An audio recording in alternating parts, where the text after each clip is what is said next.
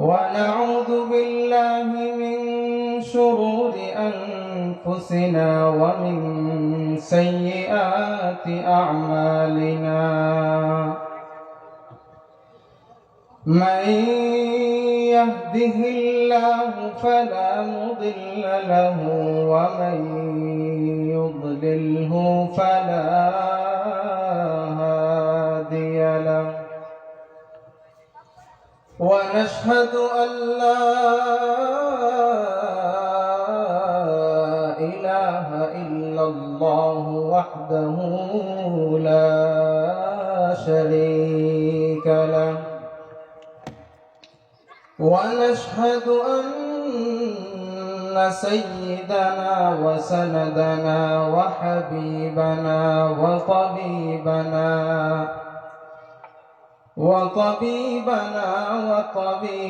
قلوبنا وأولانا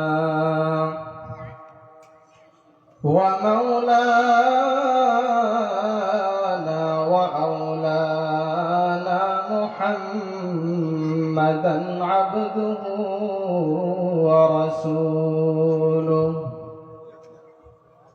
الذي أرسله الله تعالى بالحق بشيرا ونذيرا وداعيا إلى الله بإذنه وسراجا وقمرا منيرا أما بعد فأعوذ بالله من الشيطان الرجيم بسم الله الرحمن الرحيم قد أفلح المؤمنون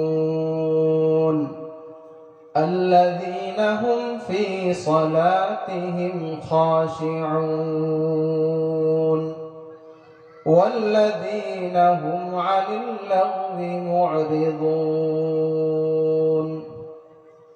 وقال رسول الله صلى الله عليه وسلم اتق المحارم تكن أعبد الناس أو كما قال النبي عليه الصلاة والسلام صدق الله مولانا العظيم وصدق رسوله النبي الكريم ونحن على ذلك لمن الشاهدين والشاكرين والحمد لله رب العالمين سبحانك لا علم لنا إلا ما علمتنا إنك أنت العليم الحكيم رب اشرح لي صدري ويسر لي أمري واحلل عقدة من لساني يفقه قولي यहाँ हम सब मुसाफिर हैं यहाँ हम सब मुसाफिर हैं वही आखिर ठिकाना कोई आगे रवाना है कोई पीछे रवाना हकीकत खुल जाएगी बवक्त इंतहा तेरे कि सुस्ती में या मेहनत में गुजारी जिंदगी तूने कि सुस्ती में या मेहनत में गुजारी जिंदगी तूने हकीकत से तू दुनिया बेखबर है,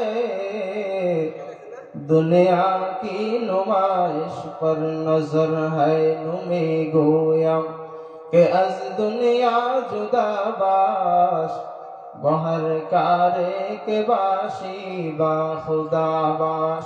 चिस्त दुनिया अज खुदा गाफिल बुदान, नेकमाशुन कराओ फरजंदोजान। আলহামদুলিল্লাহ, ঐতিহ্যবাহী জামিয়া ইসলামিয়া ফুরকানিয়া লাউখোলা মাদ্রাসার উদ্যোগে 2 দিনব্যাপী ওয়াজ ও দোয়ার মাহফিলের দ্বিতীয় দিনের সম্মানিত সভাপতি, প্রধান মেহমান, প্রধান অতিথি ও বিশেষ অতিথি, মঞ্চে উপবিষ্ট দিগার হযরত উলামায়ে কেরাম, মহান রব্বুল আলামিনের দরবারে অসংখ্য অগণিত শুকর যে মহান রব্বুল আলামিন আমাদেরকে এরকম একটি বেহেশতের বাগানের মধ্যে এসে আমাদেরকে কিছু কথা বলা এবং কিছু কথা শোনার লক্ষ্যে আমাদেরকে এখানে এসে জমায়েত হওয়ার তৌফিক দান করেছেন। সেজন্য শুকরিয়া আদায় করি আলহামদুলিল্লাহ। মুহতারাম হাজিরিন, পবিত্র কালামুল্লাহ থেকে আমি কিছু আয়াত তেলাওয়াত করেছি এবং নবী মুহাম্মদুর রাসূলুল্লাহ সাল্লাল্লাহু আলাইহি ওয়াসাল্লামের অসংখ্য হাদিস থেকে একখানা হাদিসের কিছু অংশ তেলাওয়াত করেছি। আল্লাহ পাক রব্বুল আলামিন যদি তৌফিক দান করেন তাহলে এর উপরেই কিছু আলোচনা করার চেষ্টা করব ইনশাআল্লাহ। মুহতারাম হাজিরিন, আল্লাহ তাআলা আমাদেরকে আশরাফুল মাখলুকাত হিসেবে সৃষ্টি করেছেন। দুনিয়াতে আল্লাহ পাক যা কিছুই সৃষ্টি করেছেন সব কিছুকে একটা উদ্দেশ্য নিয়ে সৃষ্টি করেছেন। আবার যাদেরকে সৃষ্টি করেছেন তাদেরও একটা উদ্দেশ্য আছে। কোন কাজে যদি উদ্দেশ্য এবং লক্ষ্য না থাকে তাহলে ওই কাজটা বরকতময় এবং পূর্ণতা পায় না। আমাদেরকে আল্লাহ পাক রব্বুল আলামিন সৃষ্টি করেছেন, মাখলুক হিসাবে সৃষ্টি করেন নাই, শুধু আশরাফুল মাখলুকাত হিসাবে সৃষ্টি করেছেন। আল্লাহ পাক চাইলে তো আমাদেরকে কুকুর বানাতে পারতেন, মানুষ আমাকে লাঠি দিয়ে পিটাতো। আবার আল্লাহ চাইলে তো আমাকে গরু বানাইতে পারতেন, মানুষ আমাকে দিয়ে হাল চাষ করত। কিন্তু আল্লাহ পাক রব্বুল আলামিন আমাকে আশরাফুল মাখলুকাত হিসেবে সৃষ্টি করেছেন। তো আশরাফুল মাখলুকাত হিসেবে সৃষ্টি করেছেন আর আমাদের সৃষ্টির একটা লক্ষ্য এবং উদ্দেশ্য দিয়ে দিয়েছেন। আল্লাহ পাক রব্বুল আলামিন কোরআনের মধ্যে ইরশাদ করেছেন, তাবারাকাল্লাযী বিয়াদিহিল মুলক ওয়া হুয়া আলা কুল্লি শাইইন কাদির, আল্লাযী খালাকাল মাউতা ওয়াল হায়াতা লিয়াবলুয়াকুম আইয়ুকুম আহসানু আমালা। আল্লাহ পাক রব্বুল আলামিন জীবন এবং মৃত্যু উভয়টাকে সৃষ্টি করেছেন দুইটা উদ্দেশ্যে। এক নম্বর, মানুষকে পরীক্ষা করার জন্য, লিয়াবলুয়াকুম, মানুষকে সৃষ্টি করেছেন আল্লাহ পাক রব্বুল আলামিন পরীক্ষা করবেন। দুই নম্বর উদ্দেশ্য হলো আল্লাহ পাক রব্বুল আলামিন মানুষকে সৃষ্টি করেছেন একথা বোঝার জন্য, আইয়ুকুম আহসানু আমালা, আমলের দিক দিয়ে কে কার থেকে বেশি অগ্রগামী। অন্য আয়াতে আল্লাহ পাক রব্বুল আলামিন ইরশাদ করেন, ওয়া মা খালাকতুল জিন্না ওয়াল ইনসা ইল্লা লিয়াবুদুন, আমি আল্লাহ জিন এবং ইনসানকে সৃষ্টি করেছি ইল্লা লিয়াবুদুন, একমাত্র আমার গোলামি করার জন্য। তো যেহেতু আমাদেরকে আল্লাহ পাক রব্বুল আলামিন সৃষ্টি করেছেন আল্লাহ রব্বুল আলামিনের গোলামি করার জন্য, তাহলে আমরা কিভাবে খাঁটি আল্লাহর গোলাম হতে পারি সেই চেষ্টা চালাতে হবে। কিভাবে খাঁটি গোলাম হতে পারি? আল্লাহ পাক রব্বুল আলামিন খাঁটি গোলাম এবং খাঁটি মুমিনের কয়েকটা গুণ আল্লাহ পাক রব্বুল আলামিন কোরআনের মধ্যে ইরশাদ করেছেন। সূরা মুমিনুন এর শুরুর দিক থেকেই আল্লাহ পাক রব্বুল আলামিন মুমিনদেরকে কিছু কর্মসূচি দিয়েছেন। আল্লাহ পাক রব্বুল আলামিন মোট 10টা কর্মসূচি দিয়েছেন। এই 10টা কর্মসূচি যদি আমরা পালন করতে পারি, আমাদের এই 10টা গুণ যদি অর্জন হয়ে যায়, তাহলে আল্লাহ পাক রব্বুল আলামিন বলেন ক্বাদ আফলাহাল মুমিনুন, মুমিনরা সফলকাম।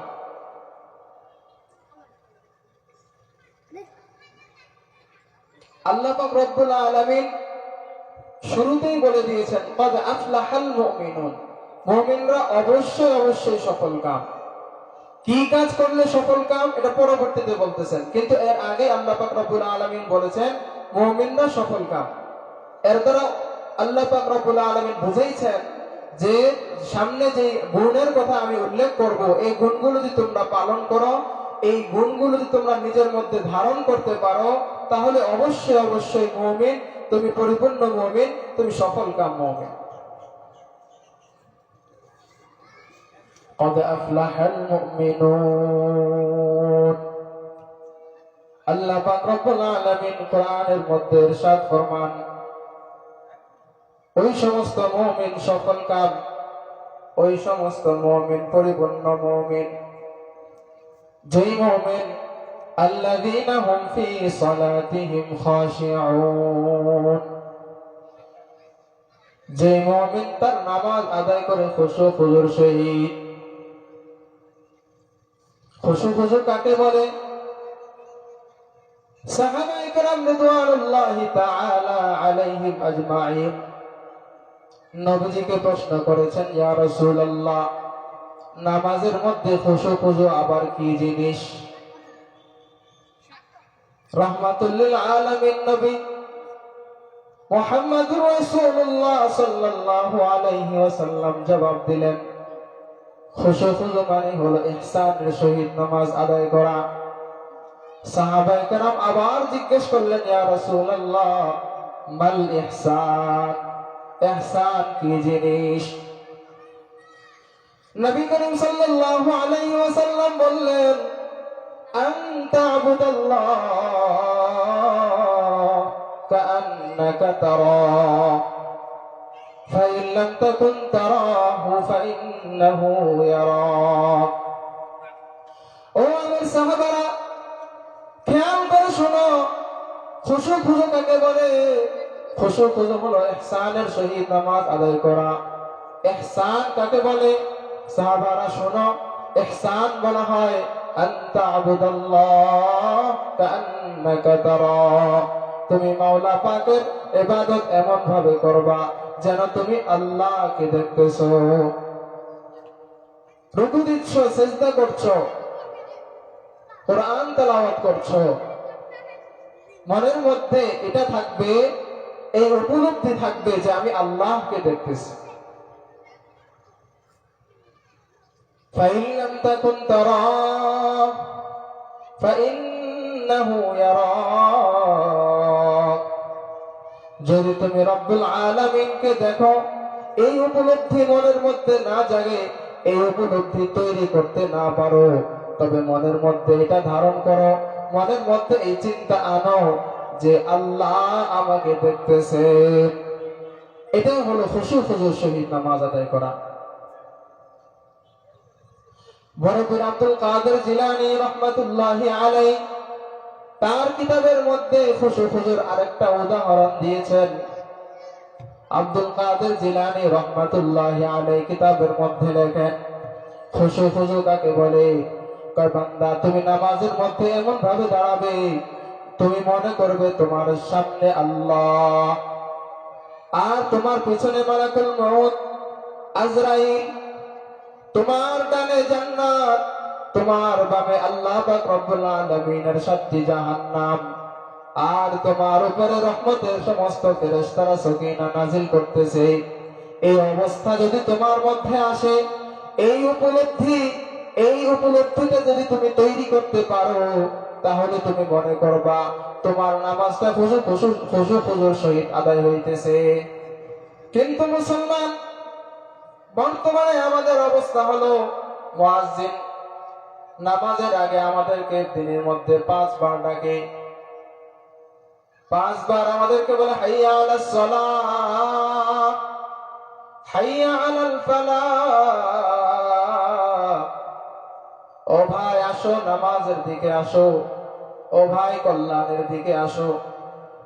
তোমার দুনিয়ার কল্যাণ নামাজের মধ্যে, তোমার দুনিয়ার কল্যাণ নামাজের মধ্যে, তোমার আখিরাতের কল্যাণ নামাজের মধ্যে, তোমার দুনিয়া ও আখিরাতের কল্যাণ আল্লাহর গোলামির মধ্যে।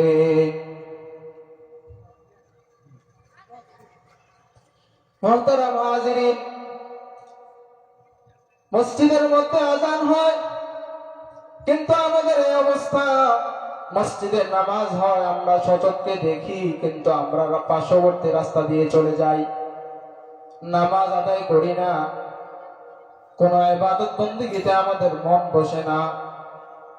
অথচ আমাদের বড়দের কথা শুনেছি, কিতাবের মধ্যে পড়েছি। দেওবন্দ মাদ্রাসার বড় মুহাদ্দিস ছিলেন হযরত ইয়াকুব নানুতুবি রাহমাতুল্লাহি আলাইহি।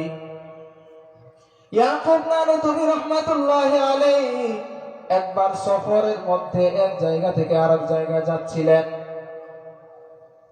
আসরের নামাজের পরে সফর করে মাগরিবের আগ মুহূর্তে একটা মসজিদের সামনে গন্তব্যকে স্থগিত করলেন। মাগরিবের নামাজ আযান হয়ে গিয়েছে, নামাজ আদায় করার জন্য। ইয়াকুব নানুতুবি রাহমাতুল্লাহি আলাইহি বড় আলেম ছিলেন বিধায় অন্যান্য মুসল্লিগণ ওনাকে দেখে ওনার সাথে মুসাফাহা করার জন্য চলে আসলো। এই মুসাফাহা করতে করতে ইয়াকুব নানুতুবি রাহমাতুল্লাহি আলাইহি এর মাগরিবের নামাজের তাকবীর উলা ছুটে গেছে। ইয়াকুব নানুতুবি রাহমাতুল্লাহি আলাইহি তাকবীরে উলা ছুটে যাওয়ার কারণে মাগরিবের নামাজ আদায় করার পর ওনার এই কথাটা ওনার মাথার মধ্যে আবার যখন ঢুকলো, হায়রে আমার তো বহুদিন যাবত তাকবীরে উলা ছুটে নাই, কিন্তু আজকে আমার মাগরিবের তাকবীরে উলা ছুটে গেল।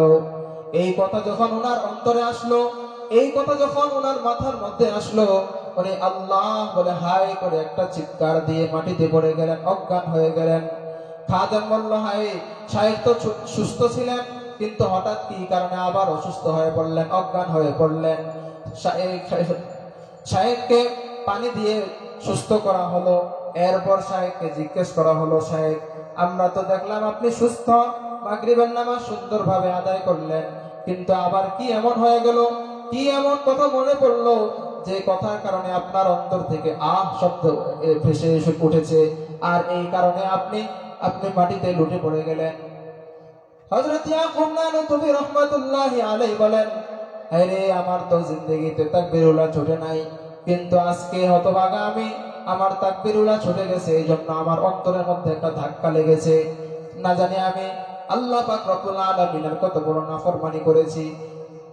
আসরের নামাজ থেকে মাগরিব পর্যন্ত আল্লাহ পাক রব্বুল আলামিনের কত নিয়ামত ভোগ করেছি, কিন্তু আল্লাহ পাক রব্বুল আলামিনের কুদরতি কদমে সিজদা দেওয়ার সময় যখন হলো, আমি দুনিয়াবি কাজে থেকে আমি আমার মাওলাকে ভুলে গেলাম। এই জন্য এই কথাটা আমার অন্তরে যখন আসলো, তখন আমার অন্তরটা আর স্থির থাকতে পারে নাই। এই চিন্তার কারণে আমি অজ্ঞান হয়ে পড়ে গিয়েছি। মুহতারাম হাজিরিন, এই হলো আমাদের অবস্থা, আর আমাদের আকাবিরদের অবস্থা, আমাদের বড় বড়দের অবস্থা। আমাদের বড় উলামায়ে কেরাম তারা যেভাবে নামাজ পড়েছেন, আমাদের নামাজের অবস্থা কেমন আর ওনাদের নামাজের অবস্থা কেমন? আমাদের নামাজ হলো 4G 5G গতি, আর আমাদের বড়দের নামাজ ছিল খুশুর সহিত নামাজ আদায় করা।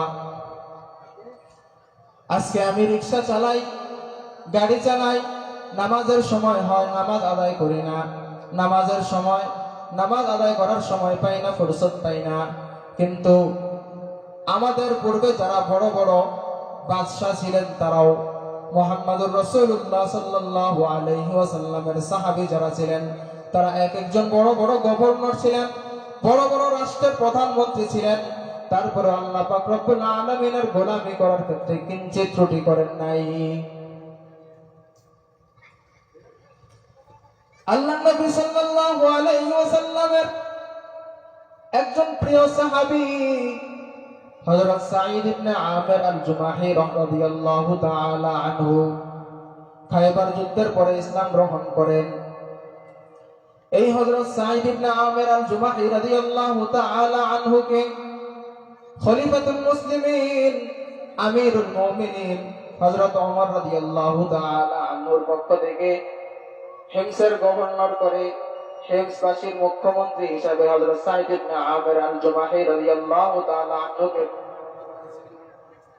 হযরত সাঈদ ইবনে আমির আল-জুমাহি রাদিয়াল্লাহু তাআলা আনহুকে খলিফাতুল মুসলিমিন, আমিরুল মুমিনিন হযরত ওমর রাদিয়াল্লাহু তাআলা আনহুর পক্ষ থেকে হিমস এলাকার গভর্নর হিসেবে বানানো হলো। হযরত সাঈদ ইবনে আমির আল-জুমাহি রাদিয়াল্লাহু তাআলা নিজের প্রত্যক্ষ স্বীকার করলেন, নিজে প্রমাণিত স্বীকার করলেন, বললেন খলিফাতুল মুসলিমিন, আমি রাজার জন্য, আমি আমাকে এই করতে না, আমি কারণ আপনাকে পারলো না। কিন্তু খলিফাতুল মুসলিমিন, আমিরুল মুমিনিন হযরত ওমর রাদিয়াল্লাহু তাআলা আনহু বলছিলেন, এই কারণে সাঈদ ইবনে আমির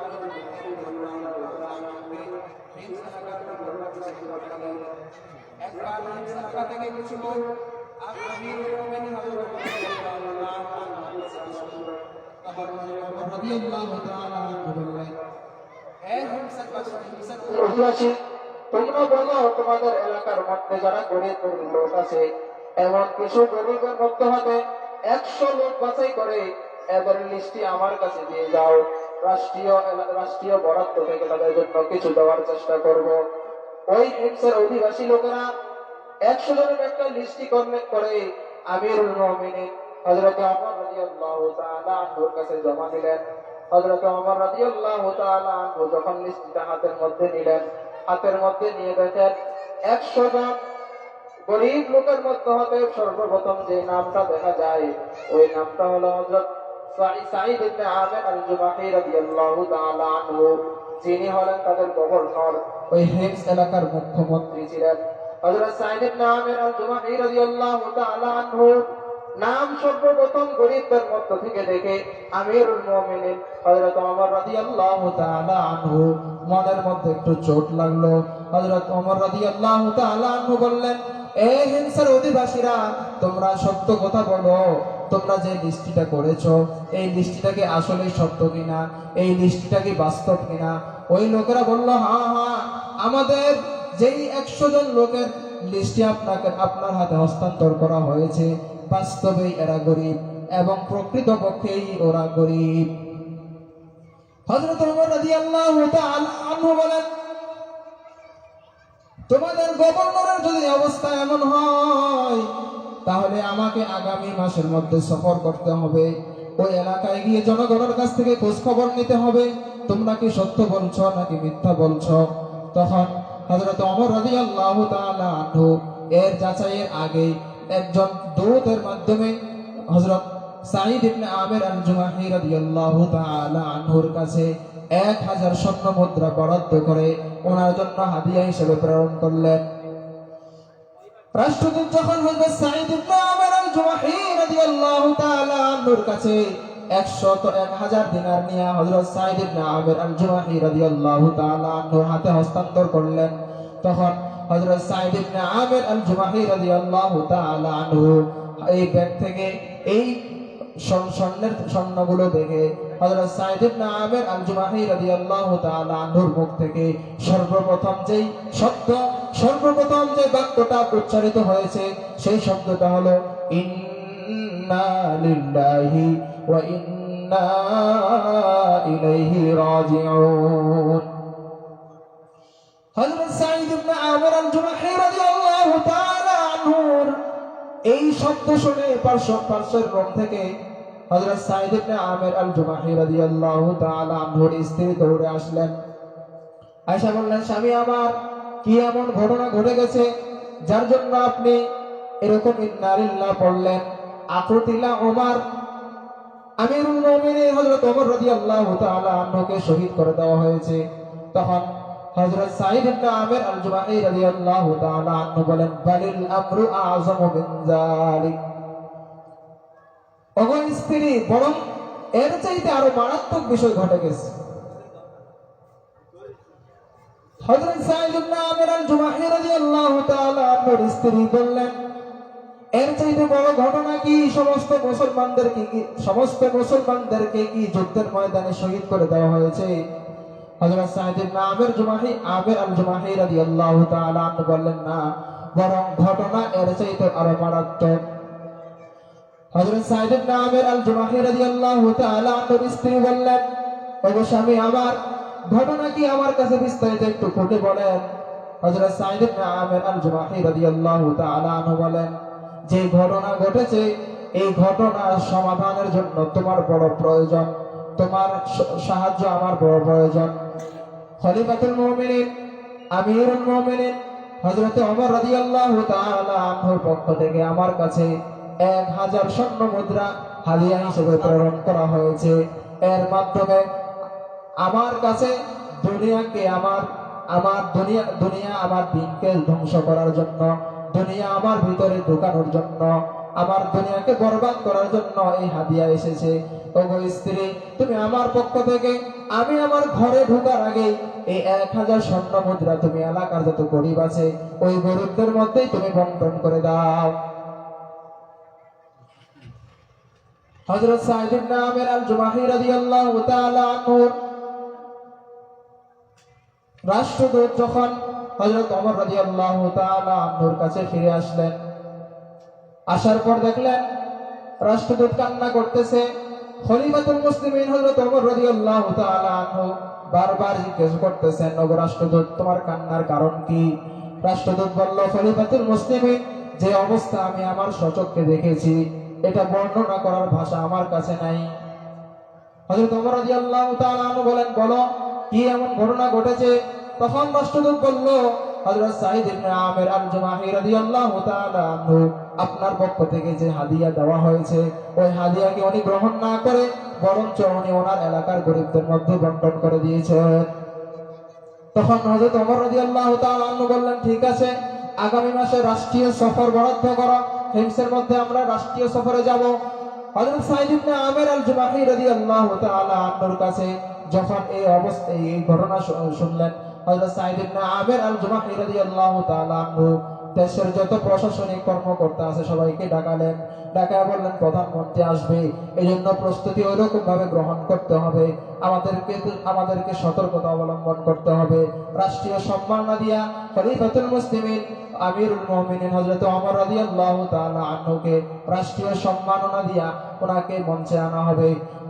মঞ্চের মধ্যে দুইটা চেয়ার থাকবে, একটা হলো প্রধানমন্ত্রী আর একটা হলো হিমস এলাকার গভর্নর। হযরত সাঈদ ইবনে আমির আল জুমাহি রাদিয়াল্লাহু তাআলা আনহুর জন্য হযরত ওমর রাদিয়াল্লাহু তাআলা আনহু খলিফাতুল মুসলিমিন আমিরুল মুমিনিন হিসেবে যখন হিমস এলাকায় গেলেন, তখন ওই সম্মেলনের মধ্যে সমস্ত মানুষকে একসাথে করে জিজ্ঞাসা করলেন, বলো তোমাদের এই যে গভর্নর, তোমাদের মুখ্যমন্ত্রী হযরত সাঈদ ইবনে আমির আল জুমাহি রাদিয়াল্লাহু তাআলা আনহুর ব্যাপারে কোনো অভিযোগ আছে কিনা?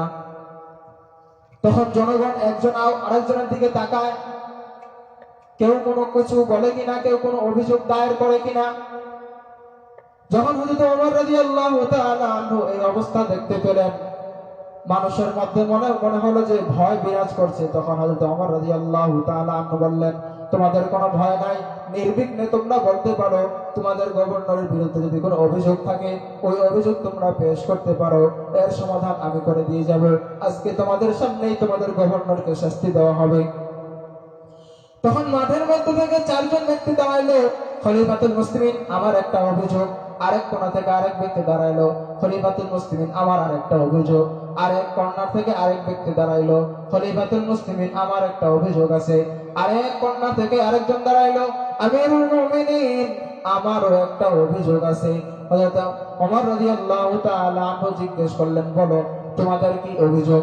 প্রথম যে ব্যক্তি দাঁড়াইলো ওই ব্যক্তি অভিযোগ দিল, খলিফাতুল মুসলিমিন হযরত সাঈদ ইবনে আমির আল-জুমাহি রাদিয়াল্লাহু তাআলা আনহু, আল্লাহর নবীর সাহাবী, উনি আমাদের খেদমত করে, খেদমতের মধ্যে কোনো ত্রুটি করেন না। তবে আমার একটাই অভিযোগ, উনি দিনের বেলা আমাদেরকে সময় দেন, কিন্তু রাত্রি বেলা সময় দেন না।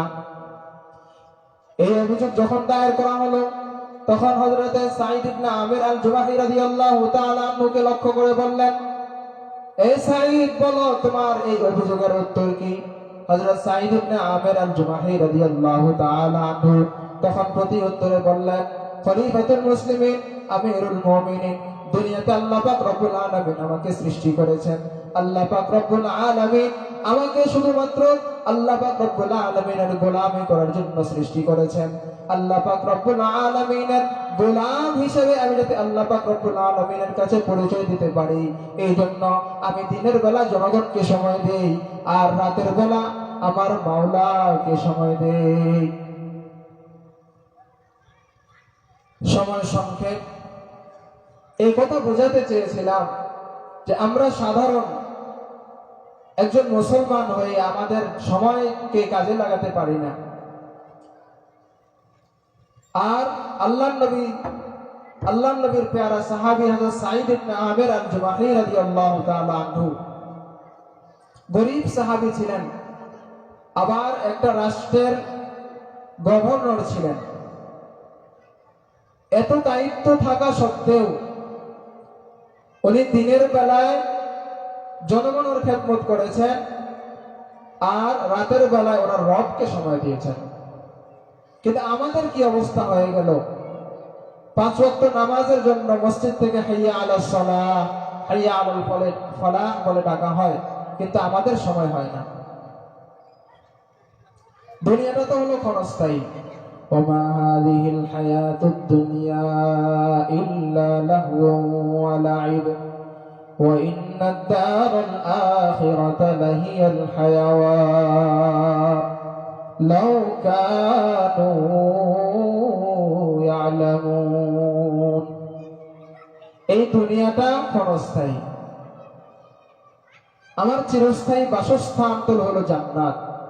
পরকালের জিন্দেগি হলো আমার আসল ঠিকানা। ওই ঠিকানাকে আমি কিভাবে সুন্দর করতে পারি, আমার জন্য কল্যাণকর করতে পারি, সেই চেষ্টা দুনিয়া থেকে আমাদেরকে করে যেতে হবে। আমাদের পরবর্তী যে ঘর বাড়ি, এই ঘর বাড়ি আমাদেরকে দুনিয়া থেকে সাজায় যেতে হবে। আল্লাহ পাক রব্বুল আলামিন আমাদেরকে তৌফিক দান করুন।